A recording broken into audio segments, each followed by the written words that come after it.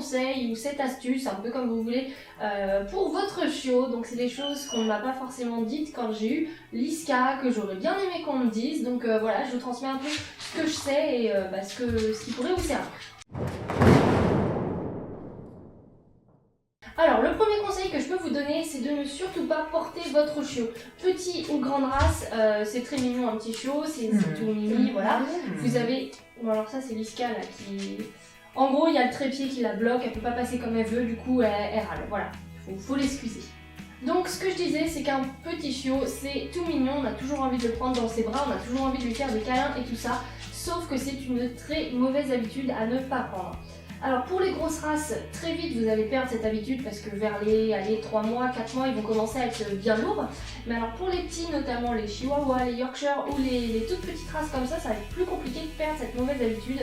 Et ce qui va se passer si vous l'habituez à marcher tout de suite, c'est que le chien en fait, il va pas apprendre à marcher. Dès que vous voudrez faire une petite balade après, au bout de 5 minutes, il en pourra plus. Il faudra que vous le reportez et tout ça. Sauf qu'un chien c'est fait pour marcher, donc laissez-le et voilà, laissez-le gambader, il sera très content s'il peut galoper, courir, faire tout ce qu'il veut avec ses 4 petites pattes. Deuxième conseil, c'est au niveau de la marche en laisse. Donc c'est pas la marche au pied là dont je vous parlais, c'est vraiment la marche en laisse pour que vous puissiez vous balader sans que votre chien tire, que ce soit une petite balade agréable, tout ça, voilà, tout ce qu'on a envie de faire avec son chien.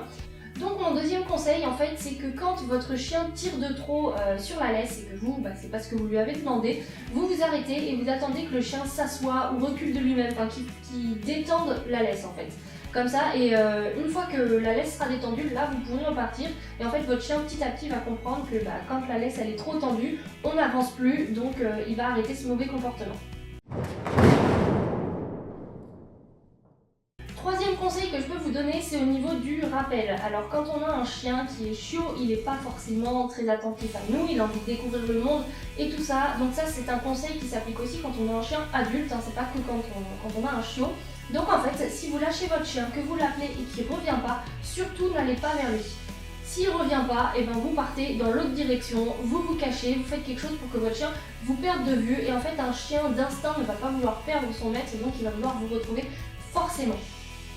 Après, il y a certaines races et certains chiens qui ont un caractère qui font que, maître ou pas maître, ils en ont rien à faire, donc ils vous rechercheront pas. Je sais que je connais pas mal de monde qui ont eu des problèmes avec les huskies parce qu'ils sont plutôt fugueurs. Et donc, ils ont pas mal de problèmes par rapport notamment au rappel. Mais pour beaucoup de races, ça va fonctionner. C'est ce qui marche avec Liska, c'est ce qui marche avec toutes les personnes à qui j'en ai déjà parlé. Donc, voilà.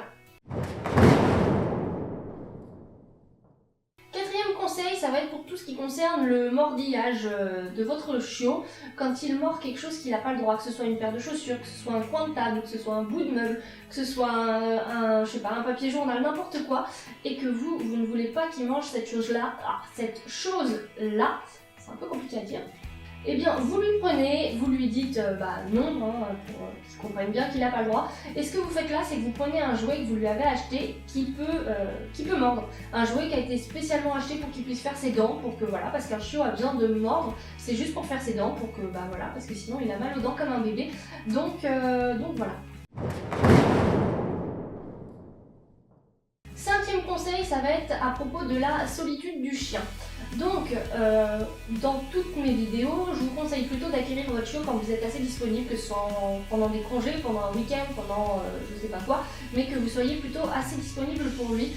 Par contre, ce qu'il ne faut pas faire comme erreur, c'est de rester H24 avec son chiot. Parce que ce qui se passe, c'est que vers les 6 mois du chiot, il y a la maman qui va commencer à dire au chien « Ouais, bon allez, laisse-moi, lâche-moi, c'est bon, je ne veux pas t'avoir dans les pattes tout le temps. » Et donc c'est un travail de détachement que la maman commence à faire avec son chiot.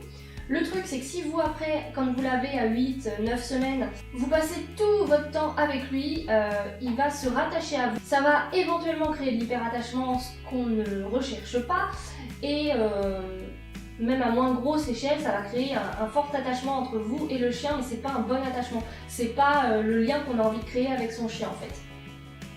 Donc, pour lui apprendre tout doucement et gentiment à rester seul chez lui, ce qu'il va falloir faire, c'est commencer par partir 30 secondes de la pièce où il se trouve, puis 40 secondes, 45 secondes, etc. Augmenter les doses, mais vraiment par petite étape.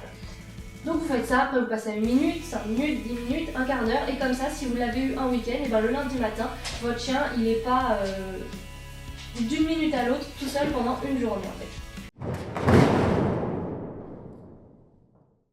Mon 6e conseil, ça va être de manipuler votre chiot dans tous les sens. Alors, j'entends pas de le torturer, de le plier, de lui faire des positions invraisemblables, mais juste de lui toucher les pattes, du haut en bas, de lui toucher la tête, de lui toucher le dos, enfin de tout lui toucher. Donc faites ça pour que votre chien il puisse se laisser faire plus tard si jamais il y a un problème et que il vous borde pas, s'il y a un truc à aller chercher dans sa gorge ou quelque chose comme ça, ou enfin bref, peu importe ce qui peut arriver, mais il faut que vous puissiez toucher votre chien de partout.